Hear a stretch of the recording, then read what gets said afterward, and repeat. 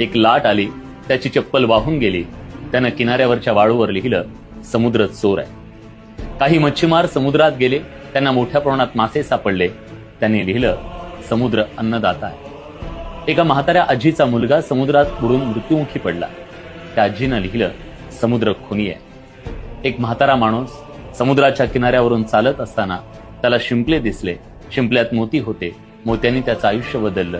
त्यानं लिहिलं, समुद्र दानशूर आहे.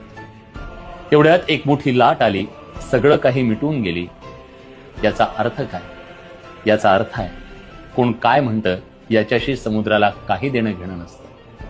तुम्हालाही आयुष्यात समुद्र बनायचं असेल तर तुमचं काम करत राहा.